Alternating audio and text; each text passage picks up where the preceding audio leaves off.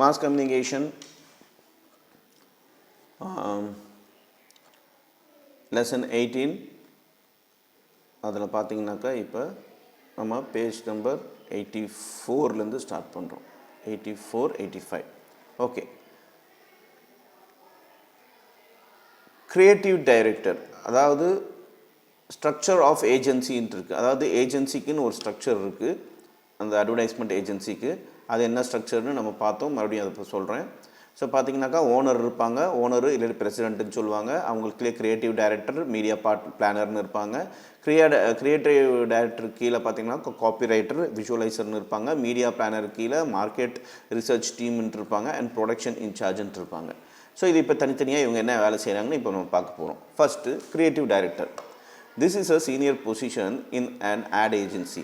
The creative director coordinates the copywriting and designing and has to supervise the production of the ad. So இந்த creative director தான் பார்த்தீங்கன்னாக்கா இருக்கிறது top level senior பொசிஷனில் இருக்கிற அந்த add ஏஜென்சியில். இவர் என்ன பண்ணுவார்னாக்கா, இவர் எல்லா காப்பிரைட்டையும் பார்த்தீங்கன்னாக்கா எல்லா ரைட்டிங் ஆடில் இருக்கிற அட்வர்டைஸ்மெண்ட்டில் இருக்க எல்லா ரைட்டிங்ஸையும் அவர் வந்து செக் பண்ணுவார், டிசைனிங்ஸை செக் பண்ணுவார், சூப்பர்வைஸ் பண்ணுவார். அப்புறம் ப்ரொடக்ஷனுக்கு அது வந்து ரெக்கமெண்ட் பண்ணுவார். Then copywriters, also called wordsmith, copywriters producers and wording of an advertisement. All the witty, sometimes emotional and touchy taglines, slogans, jingles and dialogues of famous and ad campaign are written by these hardworking and creative cooperators. இப்போ நீங்கள் எந்த ஒரு advertisement பார்த்தாலும் அது ஒரு captions எல்லாம் வரும். அந்த கேப்ஷன்ஸ் எல்லாம் பார்த்தீங்கன்னாக்கா இவங்களால தான் எழுதப்பட்டது. இவங்க ஹார்ட் ஒர்க்கு, இவங்களோட ஐடியா, க்ரியேட்டிவ் ஐடியானால தான் அது வந்து எழுதப்பட்டதுங்கிறாங்க. இவங்க பார்த்தீங்கன்னாக்கா இவங்களுக்கு இன்னொரு பேர் இருக்குது, வேர்ட் ஸ்மித்ஸ்ன்னு கூட சொல்லலாம், காப்பிரைட்டர்ஸ்ன்னு கூட சொல்லலாம், காப்பிரைட்டர்ஸ் ப்ரொடியூசர்ஸ்ன்னு கூட சொல்லலாம். ஸோ இவங்கெல்லாம் ரொம்ப அட்வர்டைஸ்மெண்ட்டில் ரொம்ப முக்கியமான ஆளுங்க. இவங்க நாம் வந்து ஒரு ப்ராடக்ட்டை ரொம்ப நேசிக்கிறோம்னாக்கா அந்த கேப்ஷன்னால தான். அந்த கேப்ஷன் பார்த்திங்கன்னா ஒன்று எமோஷ்னலாக இருக்கும், அப்படி இல்லைனாக்கா நம்மளை வந்து டச்சிங்காக இருக்கும் அந்த ஸ்லோகன்ஸ் எல்லாமே. இல்லை அந்த மியூசிக், ஜிங்கிள் மியூசிக் வந்து நமக்கு பிடிச்ச மாதிரி இருக்கும், எப்பயுமே ஞாபகம் இருக்கும். ஸோ இதுக்கு காரணம் இந்த காப்பிரைட்டர்ஸ் தான்.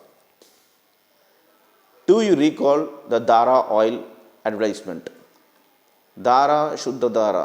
This ad became very famous for this text message and images even among non-Dara users. Besides being bright and talented, cooperators have a flair of language. They are good with producing emotional throughout words. So பார்த்தீங்கன்னாக்கா north இந்தியாவில் தாராங்கிற ஒரு oil இருந்துச்சு. இது பார்த்தீங்கன்னாக்கா அந்த தாரா சுத்த தாரா, சுத்தனா சுத்தமான தாரா அப்படின்னு அர்த்தம். அதாவது அவங்க ஆயில் சுத்தமான ஆயில் அப்படின்னு சொல்கிறாங்க. ஸோ இந்த விஷயம் வந்து மக்கள் இடையில், அந்த தாரா ஆயில் யூஸ் பண்ணாத மக்கள் இடையில் கூட இந்த விஷயம், இந்த டெக்ஸ்ட் வந்து ரொம்ப famous ஆகிருந்தது.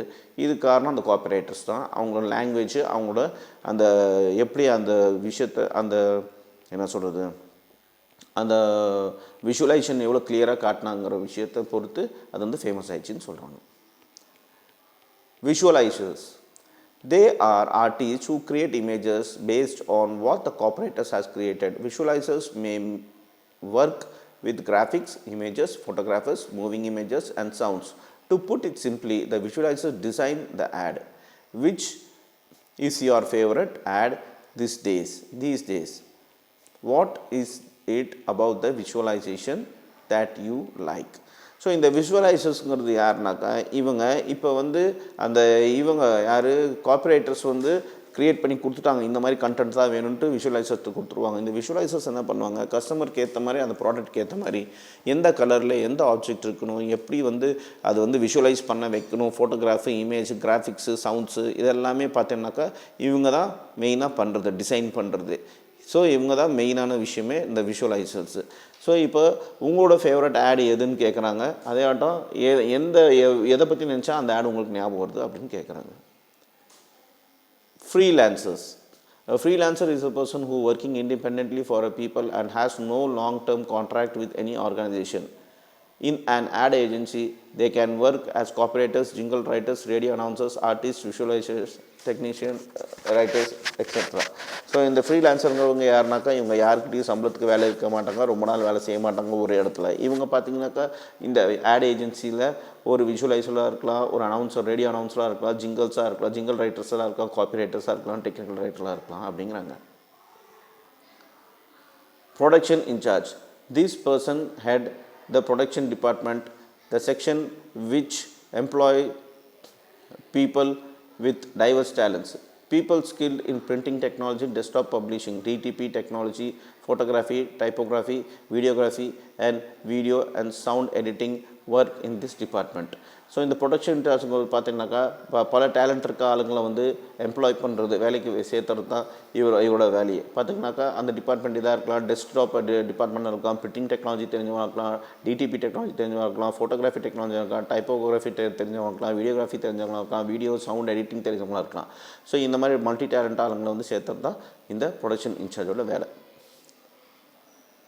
Media planner. This person prepares and allocates the budget for the ad.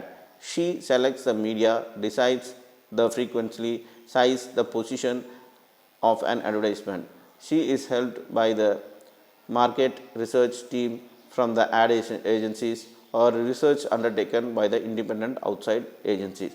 So இந்த மீடியா பிளானுங்கிறவங்க யாருனாக்கா இவங்க தான் பார்த்தீங்கன்னாக்கா அந்த அட்வர்டைஸ்மெண்ட்டுக்கு எவ்வளோ பட்ஜெட் வேணும், அது வந்து எங்கே ஷூட் பண்ண போகிறாங்க, அதுக்கு எவ்வளோ பட்ஜெட் தேவைப்படுது, இந்த மார்க்கெட் ரிசர்ச், ஏஜென்சி ரிசர்ச் இதெல்லாமே எடுக்கிறவங்க தான் இந்த மீடியா பிளானர்.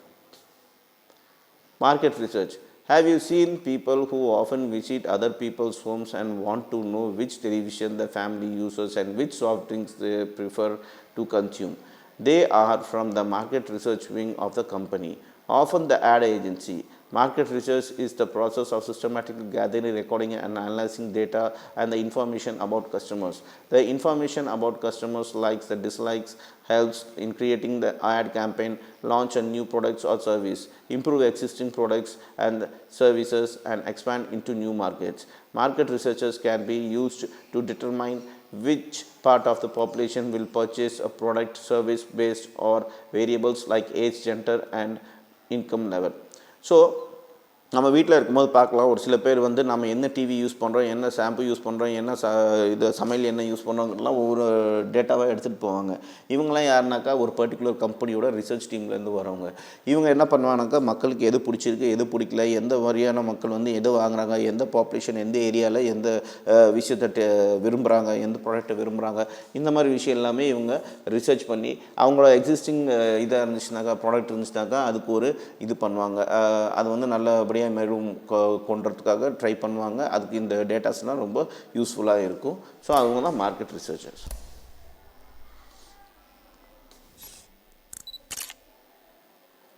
Now